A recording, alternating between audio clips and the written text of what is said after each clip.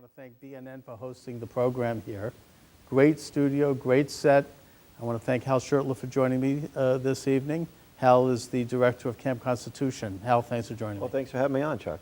Hal, we're live, and this is a current events program, so I want to get right off the bat with what's going on in the news.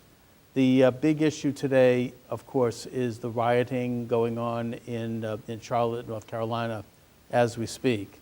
There was a young man that was shot by the police, and in a sense, regardless of what actually happened, and I think it's becoming more clear by eyewitnesses that he had been wielding a gun, and that, putting myself in the position of the police, you feel like your life is threatened. So they probably unfortunately did the right thing, or at least they defended themselves.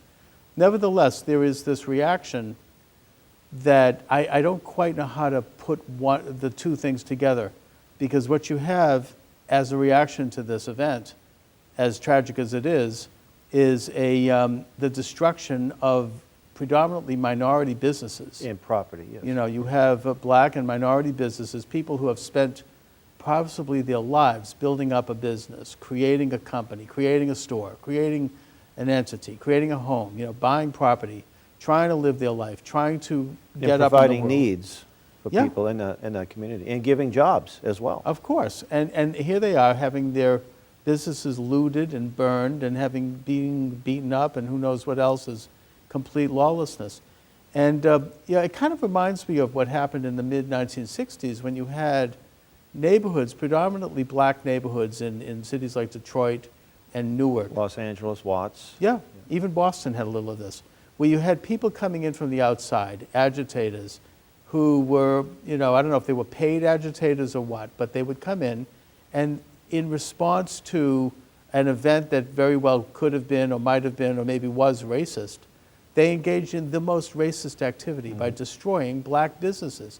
And in that case, they destroyed communities that it took a generation to get back. That's right. And I think that I see the same thing happening now in cities like Charlotte and Baltimore and Ferguson, where you have people who And by the way, Baltimore has a predominantly black population, a black police chief, and I think the police force is, if not majority black, it's a very large percentage of black police officers. That's right, and it happens that regardless of its relevance, the officer in Charlotte that shot this man happened to be black. But putting that aside, you have this group, Black Lives Matter, who it seems to me is a turf group, is a front group for George Soros. Well, He's you follow financed the it. money. You Yes, always sir. follow the money, and you ask yourself, what is this organization doing? If they're out there promoting brotherhood and peace and love and doing something positive to stop violence in general, not just when police may overextend in some cases, but other people too. But it seems to be that's that one mission, and it seems to be in the wake of that there's always violence. How is that going to solve the problem? I would think that if they are truly concerned about the welfare and the advancement of the black community, they would be protesting the left, not police officers who, while their mistakes are made for sure, nevertheless are out there trying to do a job and trying to protect these communities from criminals and violent thugs. That's right. And I just want to touch on this a little bit, because when I say protesting the left, it was the left in the 1960s, and this was according to a report written by Lyndon Johnson's Assistant Secretary of Labor, Daniel Patrick Moynihan, who became senator. Who became a senator from New York. He was a good liberal, who wrote a report that was read by people in the government, including Johnson, that said that we have to be careful about an aspect of the so-called war on poverty, that to increase welfare is going to lead to not only dependency, but it's going to lead to a disintegration of the family, particularly minority families, because they would be targeted for this program. And that's exactly what happened. What happened was that this federalization of formal charity, welfare, putting people into dependency, not only did it deprive people of their sense of meaning and spirit, but it also rewarded women for getting rid of their husbands and their men, and then rewarded them again for having more children. So you have young... When you subsidize something, you get more of it. Right. And when you tax something, you get less of it. So, yeah, thank you.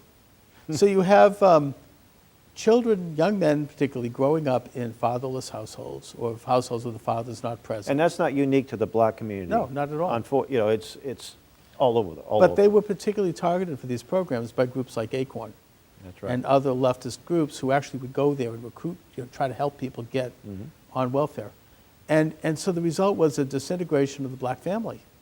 And that combined with the anti-capitalist attitude of the left, that business is bad, profit is bad, entrepreneurialism is bad. Private property, single-family homes are bad. You know. That's right, and a discouragement of business in these cities by these corrupt liberal democratic governments, like in Detroit.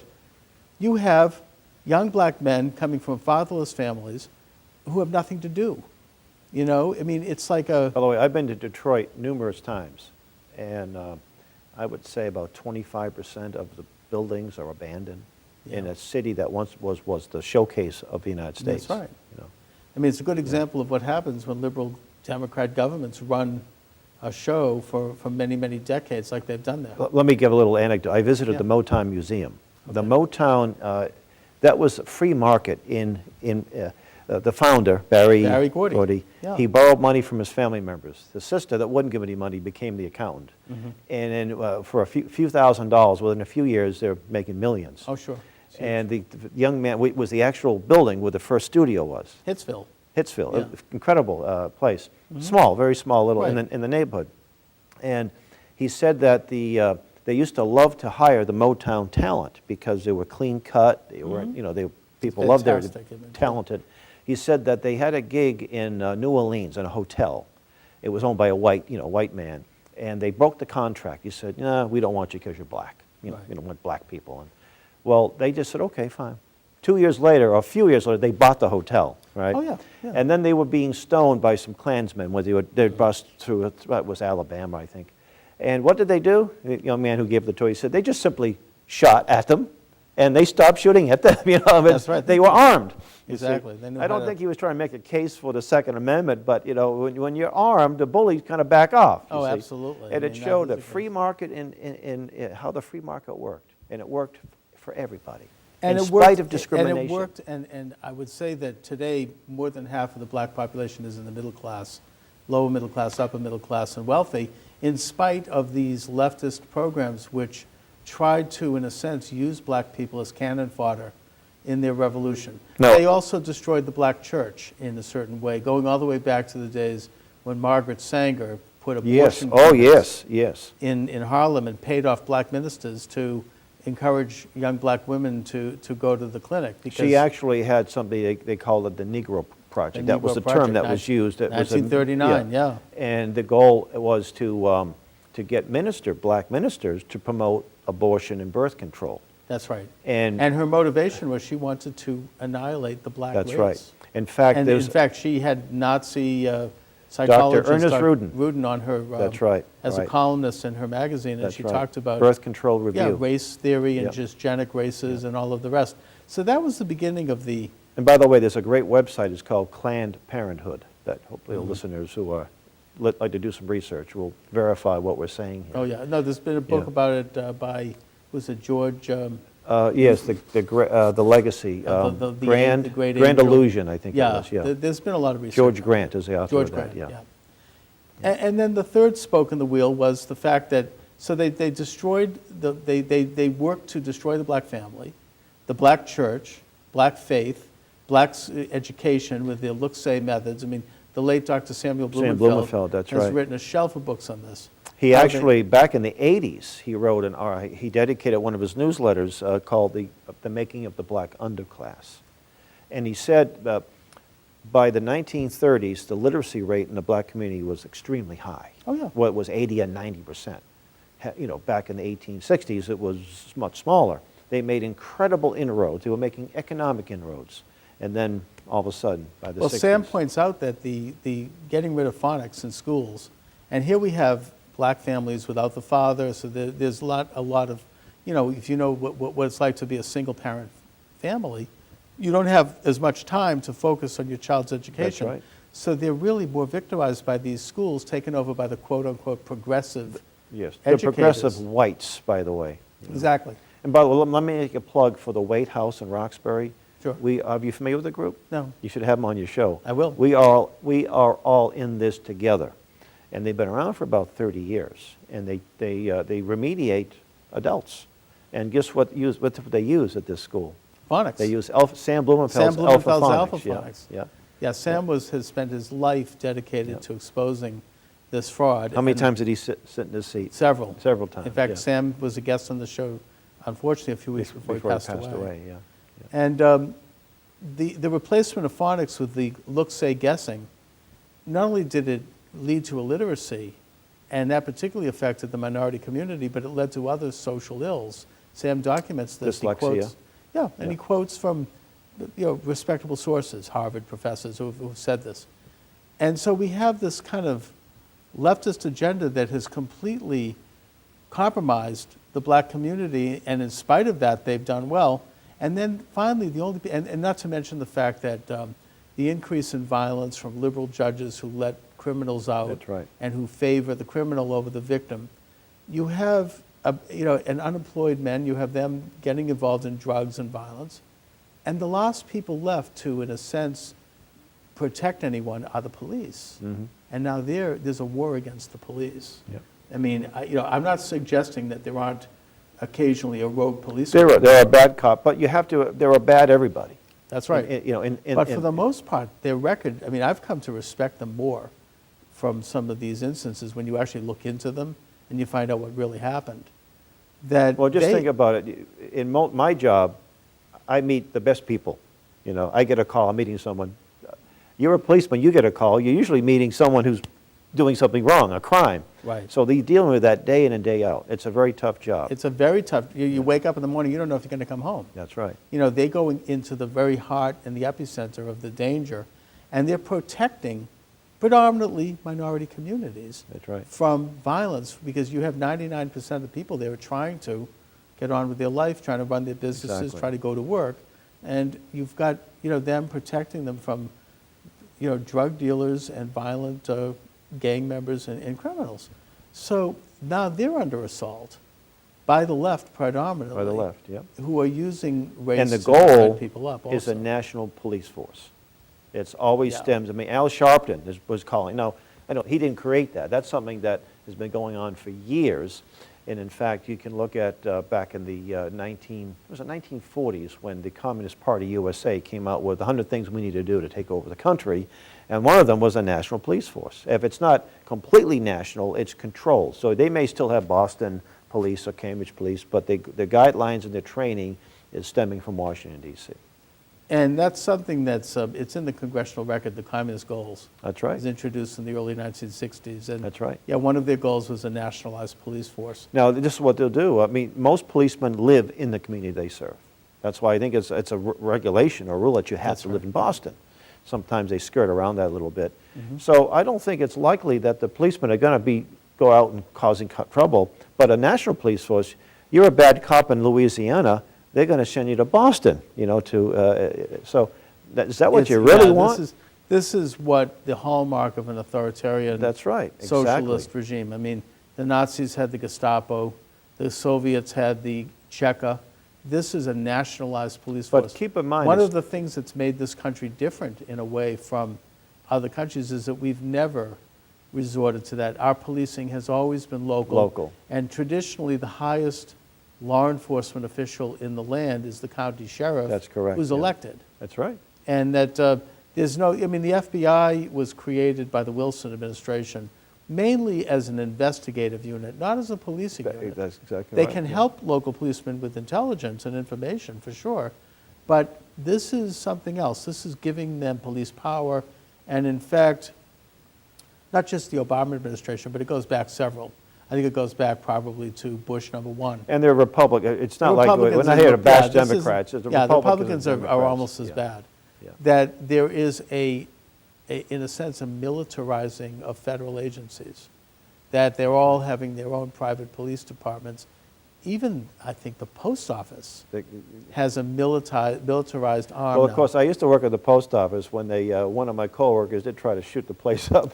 Okay. But they do Well, have a that's- postal police. They've had that for years. Yeah, but they're becoming more professional and more armed. Yeah. They're getting hardware, they're getting training. You've What's got the worse- IRS has a. What's worse pretty than well- that is that the federal government is making military equipment available to police departments all over the country. Keene, New Hampshire is a small college town. Right. You know, it doesn't have a whole lot of crime. They got a couple of somewhat half tracks, you know. Although they do have some problems with their college. They do. But that's Well, but another it's not- story. Of course. It's not, I mean, one of the things we learned from Ferguson, it's a lesson that's overlooked, is that in response to the shooting of Michael Brown, the police came out with what looked like Beirut. Yes. You know, yeah. I mean, you had like smoke bombs and you had high-tech military equipment. Well, look at the I mean, marathon it was bombing in Boston. totally out of proportion. The marathon bombing in Boston, this is an example of the police state. Now, there's two men involved. There's a lot of unanswered questions. But look at what did Alinsky say? The action isn't the reaction. Right. Mhm. Shelter in place. Hide. Oh, yeah, I remember that. Two guys can do a lot of damage. I grant you that. But one of them was dead. One of them was wounded. And they shut the whole, not just the city, but the greater Boston down. Oh, yeah, I remember it. I was And inside. Yeah, well, I was out and about, you see, and I was in Lexington that day, you know, Yeah. and I was I thought when I heard the news, I thought there were just these cells erupting all over the city, Oh, yeah. and I thought, You know, that might have been like a little experiment in I how think to so. almost for a day declare martial law. and how the average citizen would respond. And most that's of them- how it felt. I know we had people calling us and what was this like? And, Yeah. You know, it was very, very strange. I remember driving to East Boston, Logan Airport. It was a Friday, Mm-hmm. Friday morning, rush hour traffic. It was like Sunday, a Sunday morning. There wasn't anyone on the road. And I see these signs, you know, these on the shelter in place. I said, what the heck's that supposed to mean? Like, go and hide somewhere. Right. What about, hey, guys, if you're armed, let's go out and find these guys and bring them to justice, you know? Now you've opened the door here to another topic, which I want to It's get funny into. how, you know, but one thing, It you know, it's all segues leads in. to another. Oh, yeah, you know? this They all segues right, dovetail, you know? right into the events of just a few days ago, where you had bombs that were very similar to the ones The ones placed at here, the yeah. marathon. Yeah, low tech, With these, you know, kind of like a pressure kettle, cooker. pressure and, cooker, yeah. You know, putting it into a crowded area to kill innocent people. And thank God it didn't go off, but we also, it's not related, but it is related, that in St. Cloud, Minnesota, you had a guy stabbing people and yelling Allah Akbar. Sort of at random, yeah. It's another Allah Akbar killing. This, putting aside the question of, you know, I mean, all American citizens have a right to believe what they want and to due process. But under the circumstances, I don't understand why it is that the government is welcoming in tens of thousands of refugees from countries that are Hostile. presently torn by jihadic terror. And when you have the FBI director, James Comey, President Obama's FBI director, telling us that it is really impossible to screen these people and find out if they are friends or foes, and that this is a war. You know, we are involved in, it's an international war by jihadists. And at a time like that, to be therefore saying, well, I mean, I've had people say this to me, it's only like 2%. That's right. I don't care. I mean, 2% of 10,000 Let's change it. Let's say that is more people than took down the airplanes on 9/11. let's say that instead of being jihadists, that they had a communicable disease, Right. and they couldn't tell that, you know, we couldn't screen them. They wouldn't let any of them in, right? Now you look at the Constitution. Constitution says Congress makes the policy of immigration. We have the best immigration policy in the world. We have more people come in this country every year legally than all the nations combined. Sure. You try to immigrate from Syria to Mexico, see how tough it is, right? Or if you try to sneak in from the southern border of Mexico, they'll shoot you, right? They have a wall. Right, they'll shoot you. That's right. Not only that, but at one time, they used to, before you could immigrate, you had to make sure you would not be dependent of the state. Right. So you got to have a charge. You had to have a relative or a Yeah. friend that would make sure that they would take care of you.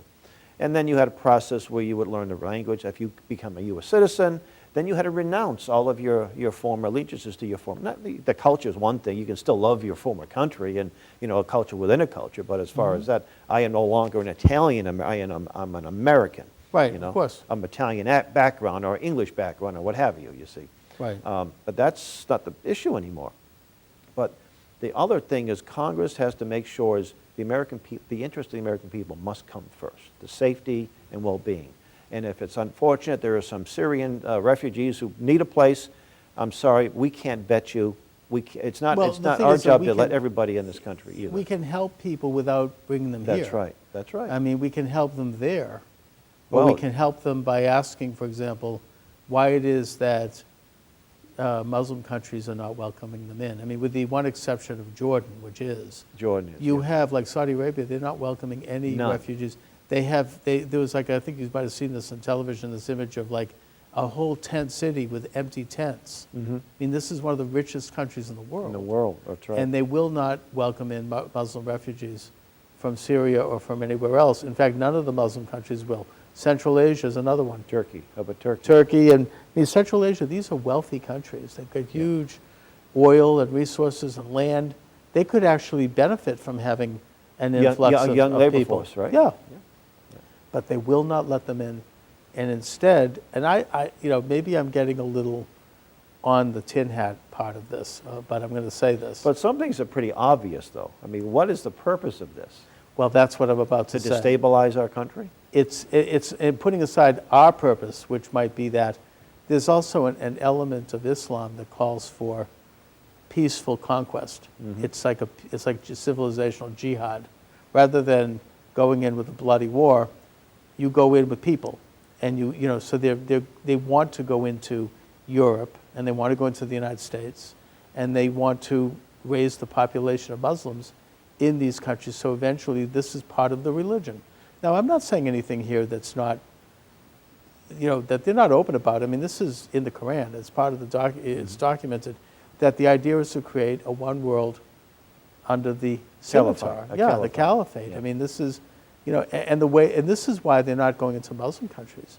They're going into non-Muslim countries so that they can, I mean, at some point, like they say in England today, there are more people attending mosque than Church of England. Yes. Well, in Western Europe has a negative birth rate. It's had a negative birth rate for many, many years. Right. It has a very small amount of, you said, the churches are empty. So there's a big loss of faith. They've embraced the state, socialism. That's why I was very surprised when they left, Great Britain left the European Union. That was a really... That's amazing. We could talk about that. Yeah, That that was a incredible. wonderful thing. Yeah. That was wonderful to see. But you have a negative you have a zero growth population, but you have a socialist state. Well, how are you going to maintain that? You have to bring in young people to support the retired people. And if your replacement level is less than one, or less than what the average couple is having very few children, how are you going to be able to take care of that? So you have to bring in these young people who will work to pay into the system, that take care of the retired people. And I think maybe economically they say, well, these terrorism are just negative externalities.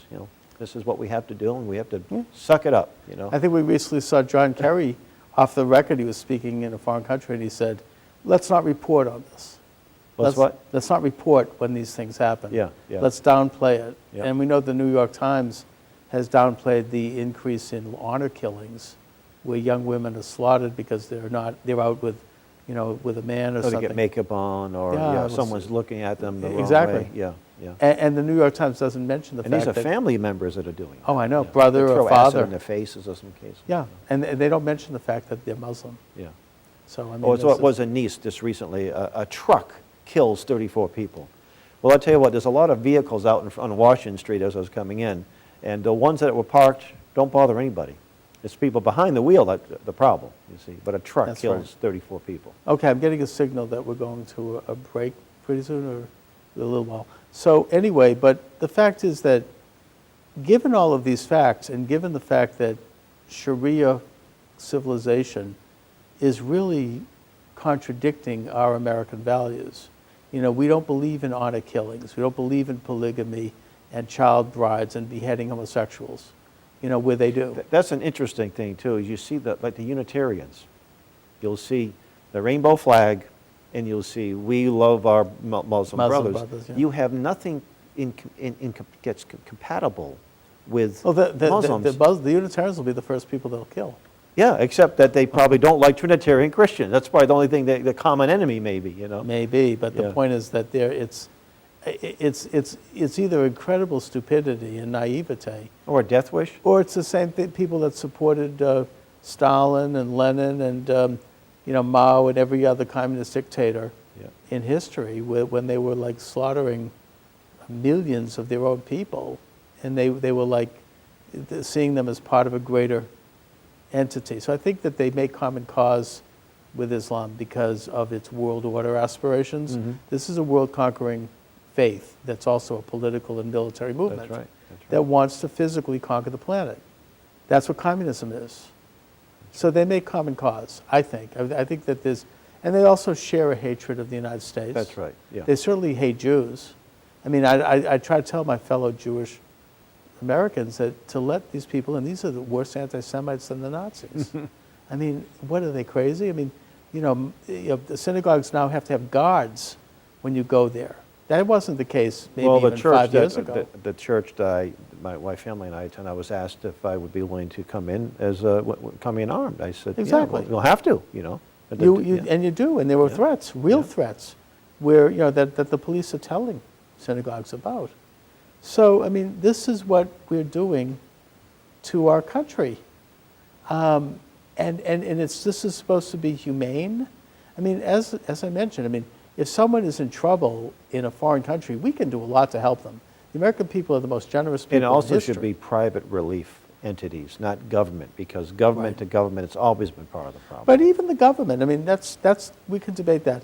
The point is that American people have been the most generous people in history. That's correct, yeah. And we don't need to, we could do it there, That's right. is the issue. And I mean, if we and brought yet every if you bring this refugee up- in, we would have about 20 billion people in this country. Well, We that's- can't, it's that's not a- sustainable. And that's that's not a bad word, although it's used incorrectly, but yeah. Well, I mean, immigration policy is part of any nation's sovereignty. A nation has a right to decide who comes into the That's right. national home in the same way that you and I have a right to decide who comes into our private home. Exactly right. It's natural. Yeah, yeah. That's why you have sovereign nations. You don't have to explain. I don't have to explain why I'm not welcoming some neighbor into my home. I have a right to do that. That's right. And you have a That's- right to, I'm not necessarily in favor of building a big wall. I don't think it's practical. No, I understand that. But we're going to we're now getting the circle sign, so All right. I think that we're going to a brief intermission. Okay. We'll switch gears a little bit when we come back and maybe talk about different factors in this election. This is an A election little year bit about after our all. Camp Constitution. Oh, Camp Yeah. Constitution, but you're the director. We could talk. Yeah. Why don't we come back on that? So.